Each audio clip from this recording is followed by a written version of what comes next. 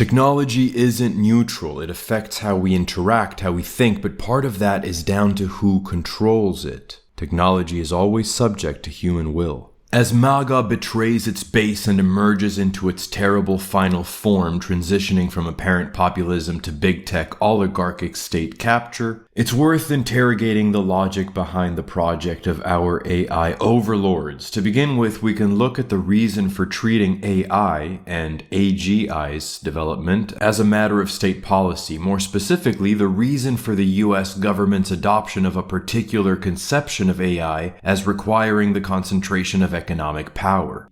The whole rationale is laid out in the 2021 National Security Commission on AI, the final report. Competitiveness and indeed national security depends on predictive models, which depend on large data sets, which depend on a large user base. From the report, quote, "The country's companies and researchers that win the AI competition in computing, data, talent, and commercialization will be positioned to win a much larger game. In essence, more and better data fed by a larger consumer/participant base produced better algorithms, which produce better results, which in turn produces more users, more data, and better performance, until ultimately fewer companies will become entrenched as the dominant platforms. More data, fewer companies. If China's firms win these competitions, it will not only disadvantage US commercial firms, it will also create the digital foundation for a geopolitical challenge of the United States and its allies." End quote. Therefore, it follows that for reasons of national competitiveness, the state should work to get people to use its country's AI services. Of course, all that data must go to one place in order to train and retrain on ever new data. We need monopolies, centralization, and since our models improve the more people use them regularly, we benefit from citizens and foreigners feeding the centralized data crunchers alike. So we need transnational integration, globalization. Particularly pernicious here is an incentive to increase not only the scope, but also the intensity of data gathering. For example, through surveillance technologies in order to stay on top. By the way, and the camera's always on. You don't turn it on and off.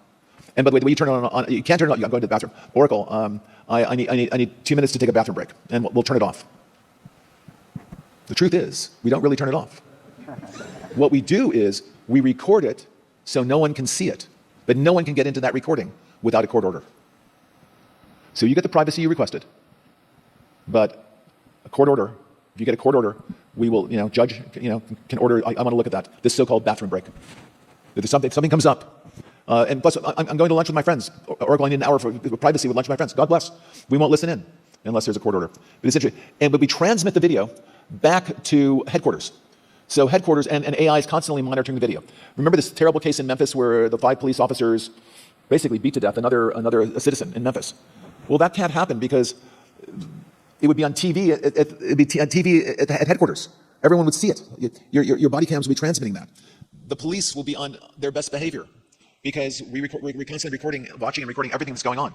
Citizens will be on their best behavior because we're constantly recording and reporting everything that's going on. By virtue of the intractable laws of the market and pragmatic reasons in the age of AI, MAGA must shed whatever localism or pro-startup vision it may have harbored in favor of centralization, just as, more subtly, it will eventually have to shed its nationalism, or supposed nationalism, in favor of a new globalism. But this was already obvious from the H-1B controversy and Trump explicitly supporting increased legal migration. We can think of this understanding of AI as treating the technology like an engine. You might have a better engine than me initially, but if it runs on gas and I own larger supplies of gas, I will eventually overtake you. Gas being data and users. Concretely, the above translates into Trump's project Stargate to fund this sector. Beyond this, ChatGPT Gov is set to be adopted by government agencies across the US, including for the handling of sensitive information. Quote, "We believe this structure will expedite internal authorization of OpenAI's tools for the handling of non-public sensitive data," end quote. OpenAI has also reached an arrangement for national labs to use its software